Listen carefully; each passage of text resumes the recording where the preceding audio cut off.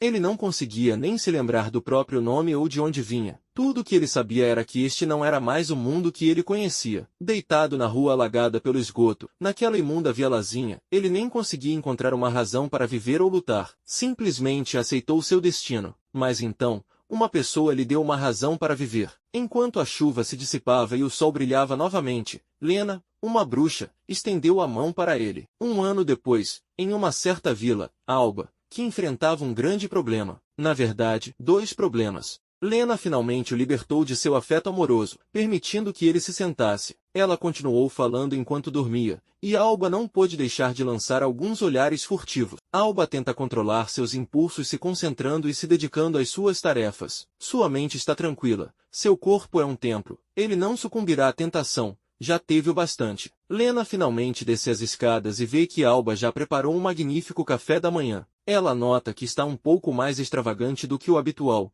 então pergunta qual é a ocasião. Alba explica que apenas acordou um pouco mais cedo. Lena está preocupada que ele não esteja dormindo o suficiente, completamente ignorante de que tudo isso é culpa dela. Alba diz a ela para lavar o rosto e arrumar o cabelo, e ela se aproxima da pia como de costume. Lena aprecia toda essa culinária, esperando que isso a encoraje a acordar um pouco mais cedo. No entanto, algo parece estar incomodando Alba. Ele diz a Lena que tem algo que gostaria de sugerir, dormir em quartos diferentes. Lena acha a ideia ridícula, mas Alba poderia jurar que seu pedido é bastante razoável. Ela insiste que a doutrina mestre e discípulo devem estar sempre juntos, mesmo enquanto comem, dormem e em tudo que está entre essas atividades. Alba aponta que eles tomam banho separados de qualquer maneira, mas ela pede para ele não se deixar levar. A única vez que ela insiste em ficar separada é no banheiro. Entre suas palavras, parece que ela quer dormir no mesmo quarto por outras razões. Ela diz a ele que está completamente enganado e começa a fazer beicinho, perguntando se ele acha tão ruim assim dormir na mesma cama que ela. Alba se sente mal por ela.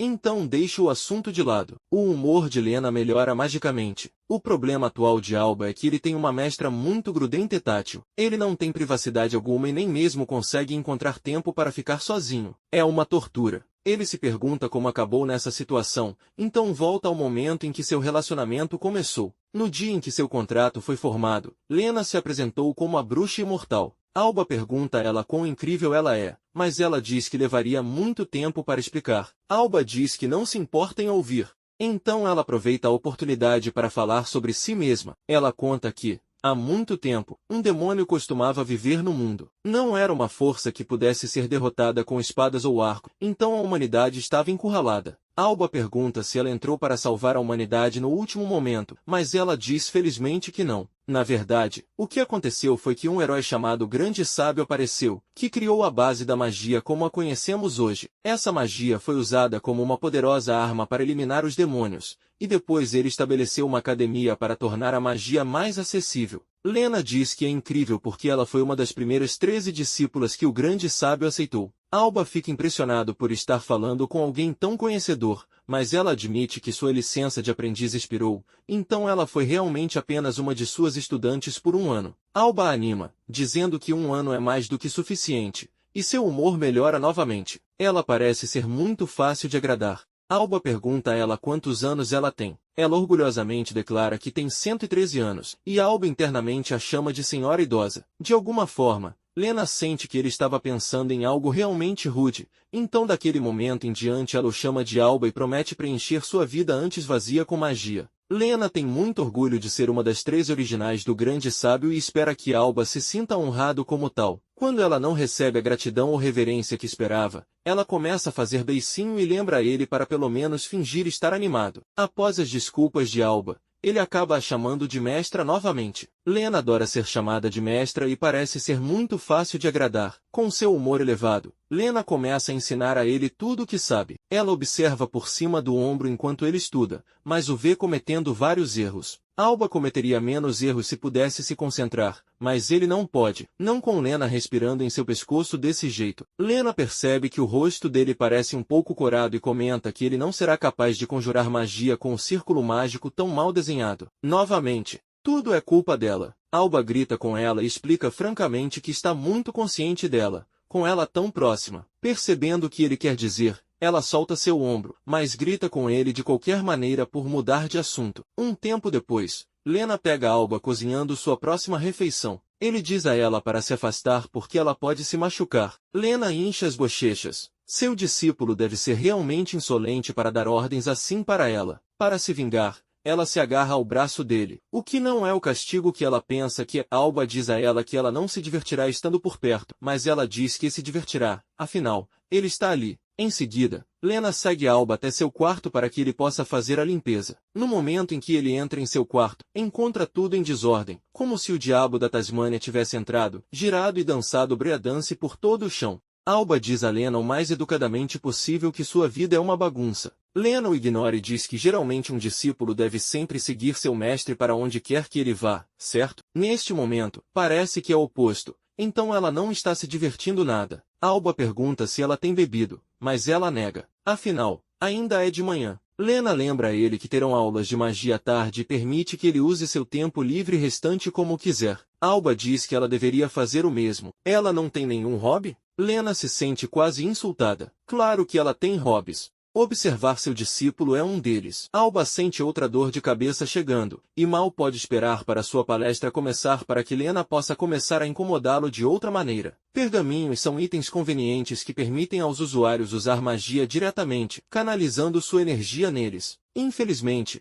Alba ainda não completou seus próprios pergaminhos e sente como se nunca fosse ficar bom o suficiente para copiar os pergaminhos intrincadamente detalhados de Lena. Mesmo que ela seja irritante e infantil, sua habilidade como maga é legítima. Lena pega um dos esboços de Alba e zomba de como está bagunçado. Parece algo que ela colocaria na porta da geladeira. Alba fica inesperadamente mais incomodado com isso do que deixa transparecer, e Lena aproveita a oportunidade para provocá-lo um pouco mais. Lena não para com suas brincadeiras e diz que ter um discípulo sem talento é um verdadeiro desafio. Ele se oferece para ir embora, o que choca Lena. Quem imaginaria que provocar alguém quando ele está para baixo levaria a isso? Alba diz que não quer ser um discípulo inútil que só causa problemas para ela. Se continuar a depender dela para tudo, acabará se tornando sem esperança. Ele se levanta e declara sua intenção de sair de casa, já que existem muitos lugares abandonados onde ele pode se estabelecer. Pelo menos ele pode garantir sua própria fonte de comida. Lena começa a chorar e gritar sobre como as coisas terminaram dessa maneira. Tudo que Alba está dizendo é que preferiria não ser um incômodo para ela depois de uma cansativa discussão acalorada. Lena diz que nunca o considerou um incômodo, ou teria o expulsado há muito tempo. Ela observa que, mesmo que a carga de trabalho dele tenha aumentado, Alba ainda escolheu viver com alguém tão problemático como ela. Ela aprendeu como é viver com uma família, embora viver sozinha tenha suas vantagens. Lena prevê que, se continuasse sozinha, se tornaria uma pessoa entediante por dentro. Alba pergunta se ele é uma família para ela,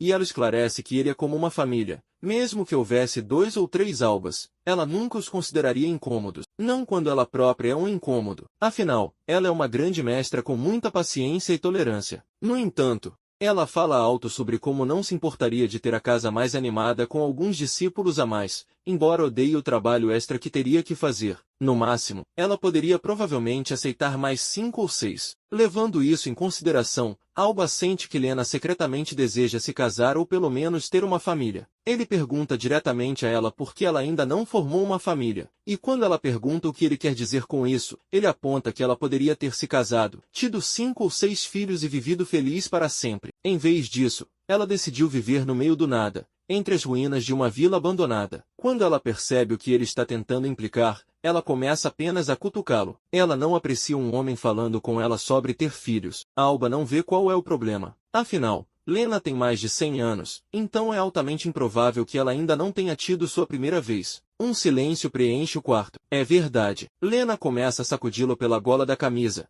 até que ele despeja uma fraca desculpa. Mais tarde, o par descansa na sala de estar, lendo com as costas um contra o outro. Alba reclama que ela está pesada, o que é um erro de principiante. Nunca se deve dizer isso a uma garota. Lena belisca a perna dele em retaliação. Foi uma coisa ótima para se dizer à sua mestra. Alba solta um grande suspiro. Ele se pergunta se essa vida cotidiana realmente levará a algum lugar. Lena não se importa em simplesmente ficar dentro desta casa vazia. É o suficiente para manter a paz e continuar reclusa. Ela avisa a Alba que o mundo lá fora é perigoso. Está cheio de malícia, poluição e pessoas que colocam suas vidas em risco com suas artimanhas para chamar a atenção. Ela diz a ele que os humanos só se importam consigo mesmo, ninguém cuidará dele, e ninguém estenderá a mão para ajudá-lo. Alba pergunta por que ela decidiu ajudar naquele dia, e ela diz que foi apenas por acaso que ela estava lá. Ele pergunta a ela novamente por que ela o ajudou todo esse tempo, e ela continua a manter e insistir que tudo foi apenas por capricho.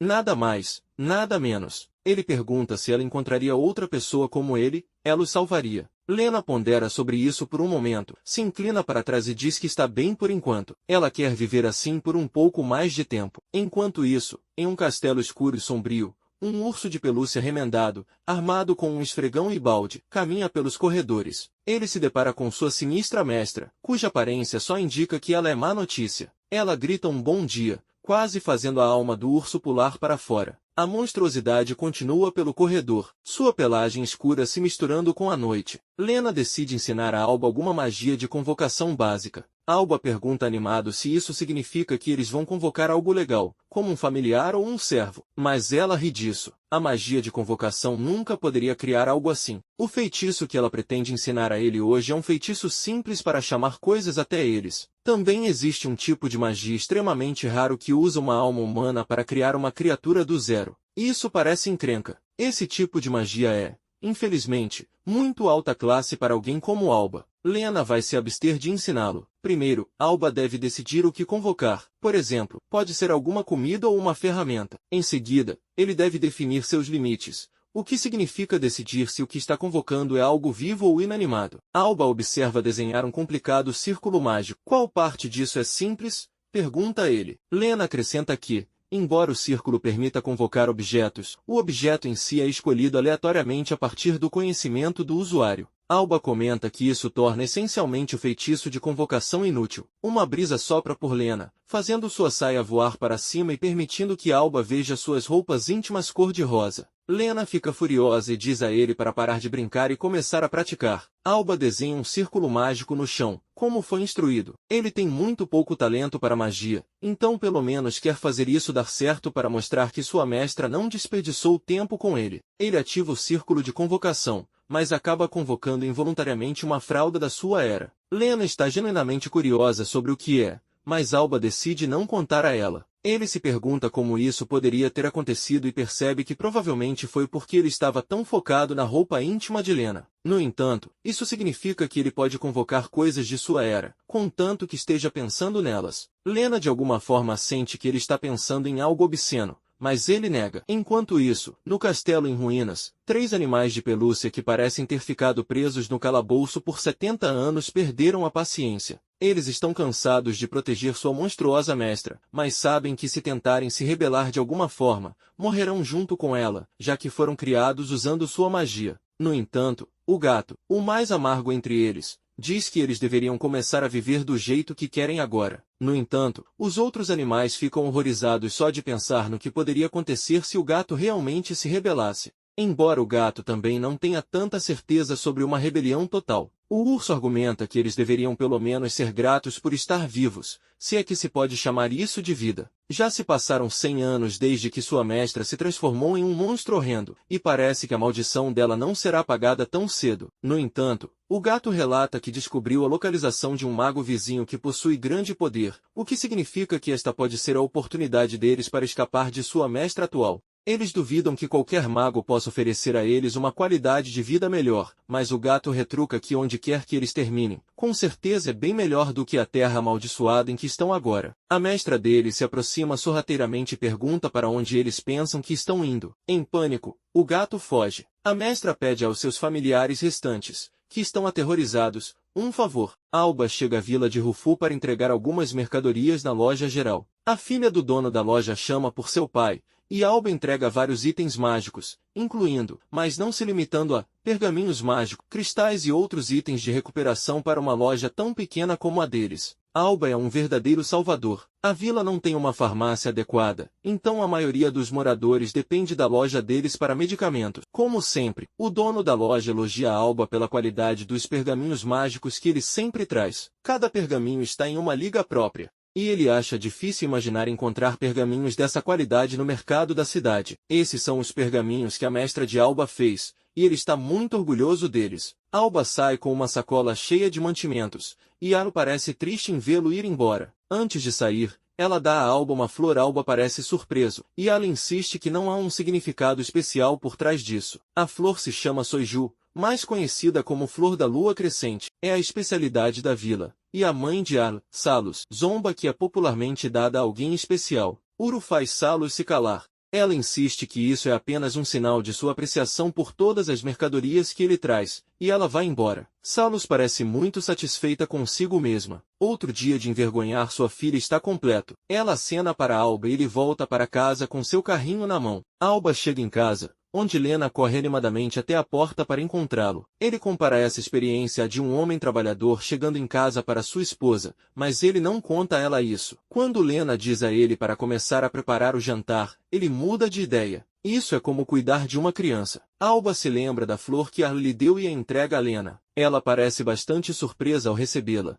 e também parece que Alba não sabe exatamente o significado do que está fazendo. Lena aceita o presente dele, e essa última entrega marca o fim da rotina semanal regular de Alba. Esta vida cotidiana com sua mestra, com todas as palestras, tardes relaxantes e tarefas despreocupadas, é algo que Alba nunca abriria mão. Ele deseja que isso continue para sempre, mas as coisas nem sempre são tão simples. Um urso sai do arbusto. Alba abre lentamente os olhos e a primeira coisa que vê é o rosto do urso. Suas mãos estão amarradas e ele não sabe onde está. Primeiro, ele se acalma e avalia brevemente a situação. Ele estava voltando da vila após coletar materiais e pegou o mesmo caminho que sempre faz. De repente, ficou com muito sono. O urso se apresenta como Dogma e aponta para seus outros amigos, Kenny o gato e Ramu o cachorro. Primeiro, Dogma assegura de que isso não é um sonho. Ele diz a Alba que em breve ele encontrará alguém. Ele adverte Alba que se ele tentar correr ou escapar, cortará suas pernas. Kenny e Ramu mandam ele se apressar e entregar a isca,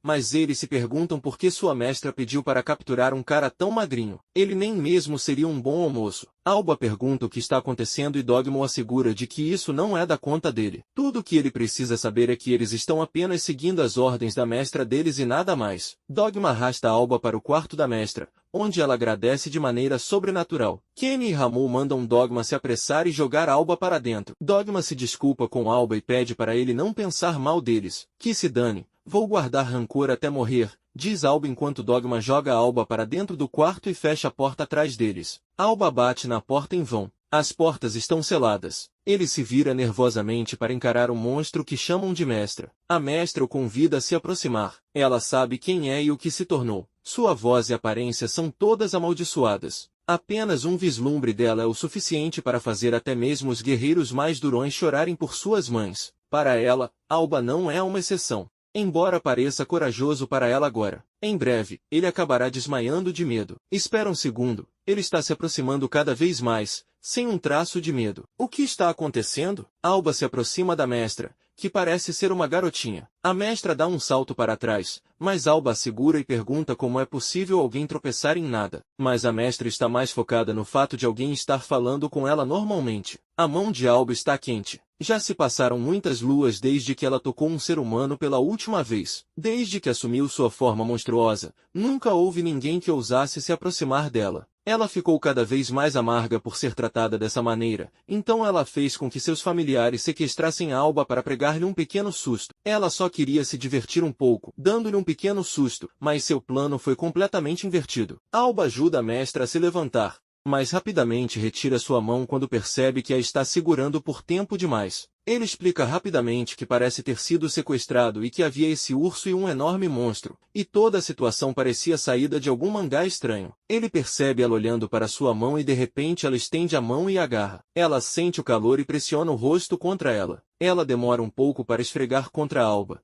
e ele pergunta a ela se poderia soltar. A mestra oferece chá a Alba e explica que eles estão em um castelo subterrâneo, uma fortaleza de seu próprio design. Ela se apresenta como Lupe, ou mais formalmente Lupinus Leslier, e ela tem um favor para pedir a Alba. Lupe pede a ele para ser seu amigo, mas sua súbita franqueza e disposição super animada pegam Alba de surpresa. Ele nunca foi bom em lidar com esse tipo de situação. Ele não se importa em ser amigo dela, mas quando pergunta por quê, ela explica que foi amor à primeira vista. Isso não é exatamente o que Alba tinha em mente, mas então Lupe começa a fazer beicinho, e você não pode realmente fazer nada quando isso começa. Alba cede e concorda em ser seu amigo, e Lupe faz um sinal de paz para ele. Alba mais uma vez se encontra em apuros. Enquanto isso, Lena fica preocupada e desanimada. Ele fez a promessa de nunca quebrar o toque de recolher e, no entanto, ele não está em casa. Ela olha para uma flor em vaso que de repente se transforma em uma planta monstruosa. Assustada,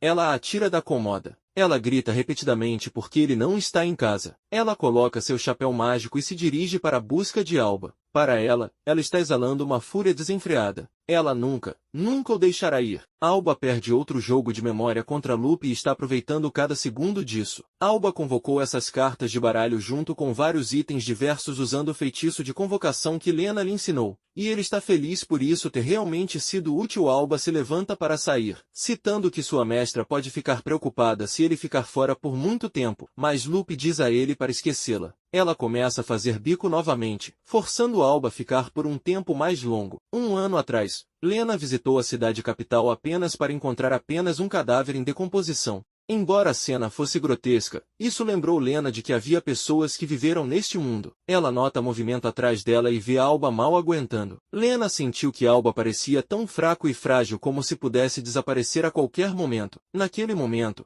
Lena foi salva de seus 100 anos de solidão. De volta ao presente, Lena retorna à vila em busca de Alba. Alba era sua aspiração. Ela finalmente havia salvado uma pessoa e ele desapareceu diante de seus olhos. Ela se culpa por isso e se pergunta se deveria tê-lo amarrado para garantir que ele não pudesse fugir. Talvez ela devesse ter eliminado todas as variáveis possíveis que poderiam ter resultado em sua perda. Lena se sacode de volta à realidade à medida que sente sua sanidade escorrendo de si. Ela se recompõe, mesmo que por apenas um momento, enquanto entra na vila de Rufu chamando por Alba. Um morador sai de sua casa para perguntar se ela está bem, mas aos olhos dela, o homem é um monstro inumano grotesco. Ele fala uma língua vagamente humana e quanto mais perto ele chega, mais Lena perde a cabeça. De repente, ela corre para a floresta, esperando manter sua mente intacta. Ela nota trilhas de rodas na lama e vê o carrinho de Alba ao lado da estrada. A própria floresta parece monstruosa para ela. Enquanto isso, Alba finalmente consegue fazer Lupe dormir. Ele tenta descobrir uma maneira de voltar para casa, sabendo que Lena deve estar muito preocupada com ele. Ele ouve Lupe chamando por sua mãe e observa que ela deve se sentir sozinha também. Lupe tem um sonho sobre sua mãe desde aquele dia fatídico em que ela foi aparentemente transformada em um monstro. Ela nunca amou ninguém desde então, e nunca foi amada por ninguém. Todos tinham medo dela, e ela passou a ser desprezada pelo mundo. Ela havia esperado que, pelo menos, sua mãe a aceitasse. Ela imediatamente voltou para sua cidade natal, mas sua mãe ficou aterrorizada com sua aparência. Lupe perdeu a esperança, temendo que, pelo resto de sua vida, sua voz não alcançaria ninguém. Alba sai cuidadosa e silenciosamente do quarto de Lupe e se depara com Dogma, Kenny e Ramu. Eles perguntam como ele ainda não está morto e, mais importante, como Dogma perdeu a aposta já que ele ainda está vivo. Alba diz que não há nenhum monstro dentro do quarto, apenas uma garotinha. Os três animais acham que ele perdeu a cabeça. Ele pergunta sobre Lupe, mas eles não conhecem ninguém com esse nome. De qualquer forma, eles consideram seguro para ele sair,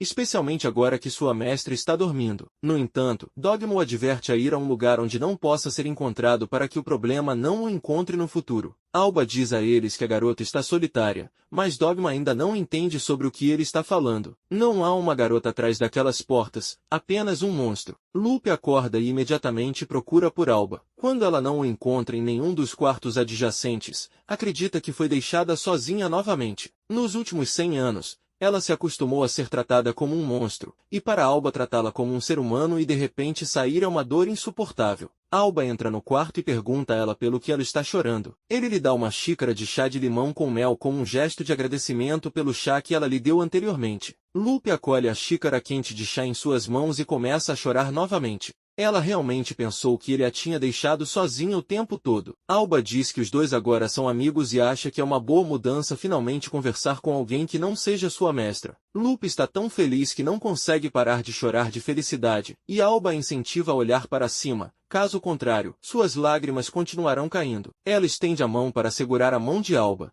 mas Salos aparece subitamente do nada. Alba e Lupe ficam surpresos. Todos se perguntam o que Salos está fazendo ali, enquanto Lupe parece reconhecê-la. Salus afirma que está ali para salvar Alba, já que deve ter sido assustador para ele estar com um monstro. Alba não sabe do que ela está falando, porque Lupe não é um monstro. Lupe também levanta a voz em protesto. Salus diz a ela para salvar sua voz ímpia, afinal, ela não tem ideia do que está dizendo. Enquanto Salus começa a lançar um feitiço, Lupe explica que Salus costumava ser sua colega de classe no passado, mas agora o relacionamento deles é de caçador e presa. A magia, praticamente invisível a olho nu, encontra seu alvo. A infeliz Lupe fica cega e grita de dor. Ela procura pela mão de Alba e ele estende a mão para ajudá-la, mas para seu horror, a mão dela é cortada e voa pelo ar. Alba tenta ajudar Lupe, mas não sabe o que fazer. O braço dela foi cortado e há muito sangue. Milhões de perguntas passam por sua cabeça. Ele não entende o que Salus quer dizer com monstro.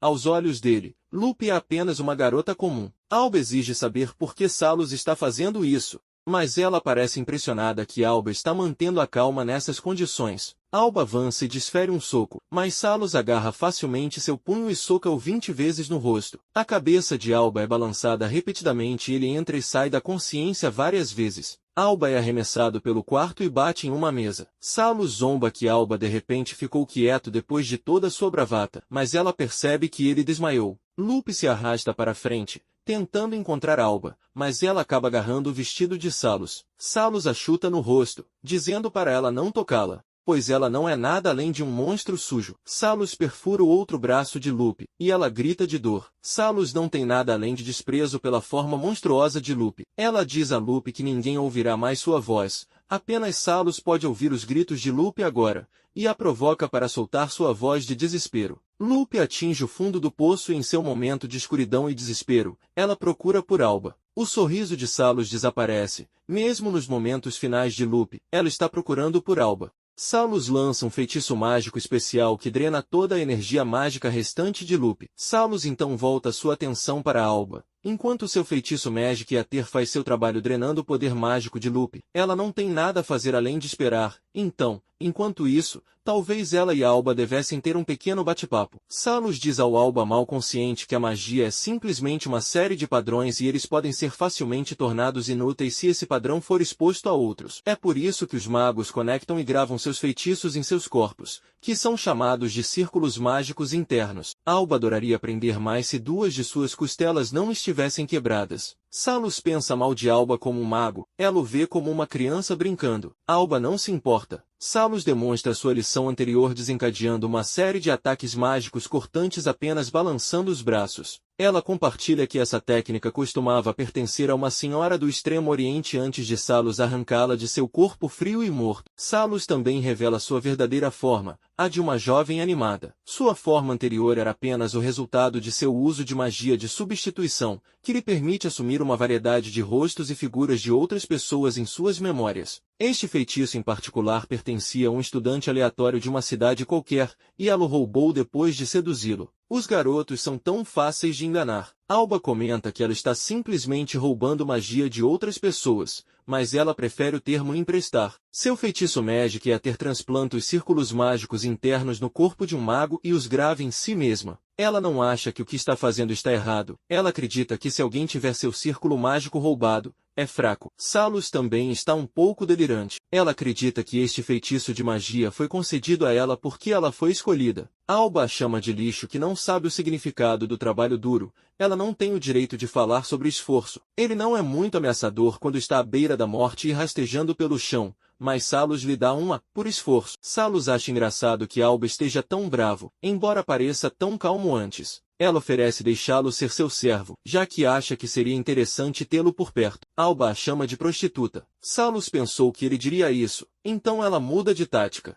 Ela oferece parar seu feitiço Magic Ether, mas ele deve deixar Lupe viva. Alba congela e Salus não perde esse momento de hesitação. No entanto, Alba diz a ela para não entender errado, ele estava apenas furioso, já que as negociações quebraram. Salus continua a matá-lo lentamente com o Magic Cutter. Ela admite que não planejava deixar Lupe escapar de qualquer maneira. Pegar o círculo mágico interno dela e obter o feitiço de criação de seres mágicos é sua principal prioridade. Salus intensifica o feitiço Magic Ether, acelerando a morte de Lupe. Alba grita para ela parar, mas é inútil. Ele não queria depender de seu feitiço mais forte, o Glock, mas parece que não tem escolha. Ele pode estar sem mana, mas não está sem opções. Ele atira em Salus no peito e ela sente uma dor aguda e perfurante. Ela toca o buraco aberto em seu estômago e olha para Alba, segurando o que parece ser um cano de metal. Ela ri, mas só porque não sabe o que é. Alba dispara outra bala em sua cabeça e ela cai sem cerimônias no chão. Alba permanece imóvel e acha incrivelmente irônico que alguém com habilidades mágicas tão poderosas pudesse ser morto assim tão facilmente. Alba tem medo de si mesmo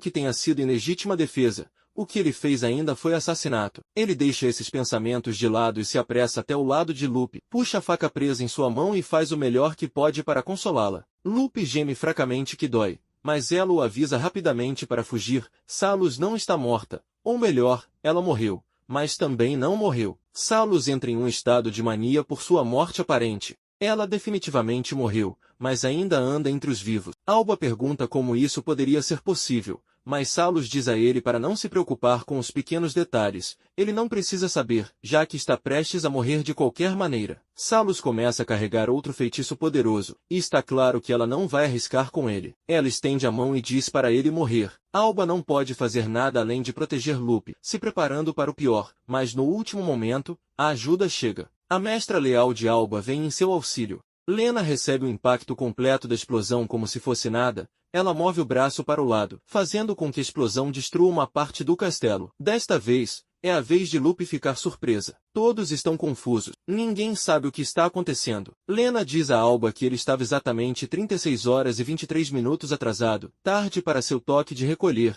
e Alba apenas pede desculpas. Há muitas coisas que ela adoraria perguntar a ele agora, como por exemplo, sobre a garota que ele tem nos braços, mas isso não importa agora. Lena suspira e tranquiliza Alba que a garota está viva. Um profundo senso de alívio envolve Alba. Lena também vê Luffy como uma garota, não como um monstro. Após resolver seus assuntos, Lena vira-se para seu oponente. Ela não pode negar o desejo de sua discípula fofa de ser salva. Afinal, ela é a maior e mais magnífica mestra de todas. Ninguém se compara em poder ou fofura. Salus parece conhecer Lena do passado, quando ela era uma ratinha antissocial que só estudava. No entanto, as palavras afiadas de Salus caem em ouvidos surdos. Lena a considera um monstro sobrenatural.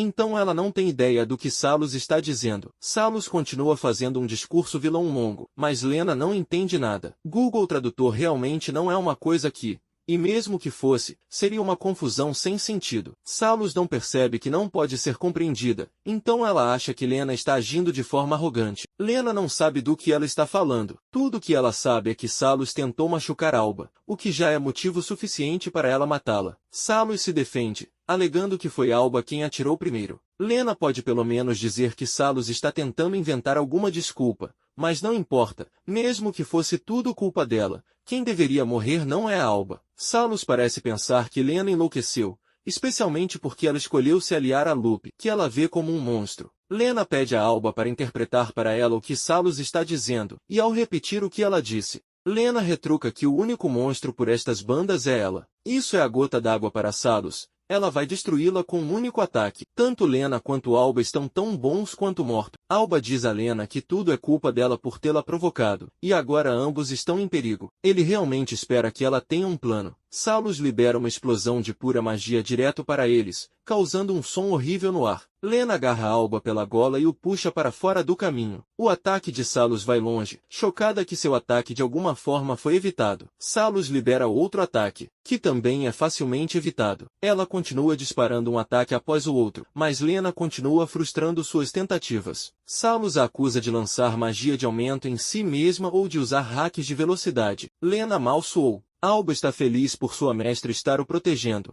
mas ele se sente um pouco envergonhado como um homem sendo carregado assim. Lena não vê problema, ela prefere desse jeito, faz ele parecer uma princesa. Salus está insultada que eles estão flertando bem na frente dela durante a luta, e eu concordo, é realmente rude. Alba avisa que outro grande ataque está vindo, e Lena se prepara para evitá-lo novamente. No entanto, desta vez Salus não mira neles. Ela mira na mesa a alguns metros de distância, a mesma mesa atrás da qual Luffy está. Lena clica a língua enquanto se aproxima o mais rápido que pode para salvar a garota. No entanto, ela não tem tempo de pegar Luffy e sair, então o melhor que pode fazer é receber o golpe de frente. Uma explosão massiva ocorre quando o ataque de Salus acerta em cheio, e parece que ela venceu. A palavra-chave aqui aparece. Lena contra-ataca com um ataque próprio, que passa sem causar dano pelo cabelo de Salus. Salus está impressionada que Lena foi capaz de atacar assim mesmo depois de receber um ataque tão poderoso. O coração de Alba afunda ao ver que Lena está seriamente ferida.